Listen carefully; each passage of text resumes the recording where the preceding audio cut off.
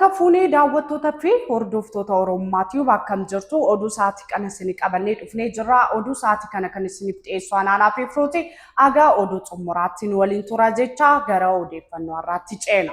Weellisaa beekamaa Caalaa Boltumee irratti yaalii ajjeechaan gaggeeffame. Akka odeeffannoon odeeffatanitti reebichi cimaa irratti gaggeeffamee jiraachuu fi lubbuun hafuu suuraaleen ni ifoomsu. Artist Caalaa Boltumee qabsoo Oromoo keessa nama qooda fudhachaa turee fi dhageettii qabu akka ta'e ni yaadatama. Akkasumas aadaa fi eenyummaa Oromoo beeksisuu fi dhimmoota hawaasummaa irratti ergaa dabarsuun beekama. Yeroo ammaa yaalii argatee jiraachuu fi qaamni yaalii ajjeechaa irratti gaggeesse hin ifu.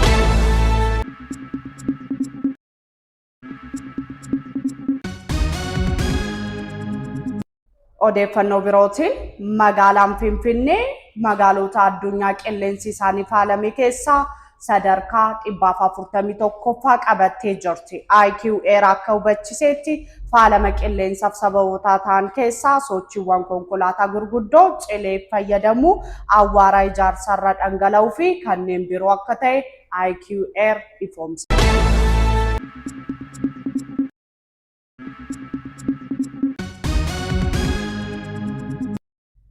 Bulchaan baankii biyyaalessaa Itoophiyaa obbo Maammoo Mihiratu namoota fi dhaabbilee gabaa sharafa maallaqa seeraan ala fayyadaman irratti akeekkachiisa kennaniiru. Obbo Maammoon Yuunaayitid Arab Emireetii fi biyya alaa birootti dhaabbilee gocha seeraan ala jajjabeessan irratti tarkaanfii hatattamaa fi sirrii fudhatamaa akka jiru ibsanii jiru.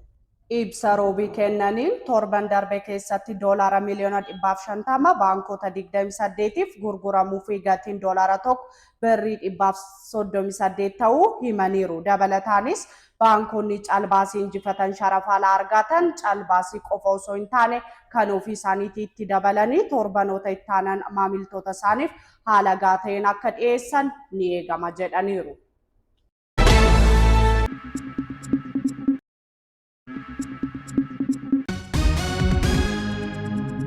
Daawwattoota keenya Oromummaatiif argachuudhaaf karaa Feesbuukiitiin Oromummaatiif, YouTube Oromummaatiif akkasumas immoo fuula Telegiraamii keenya Oromummaatiif jedhu hordofaa jecha haga oduu birootiin walitti deebinutti nagaan nuuf tura.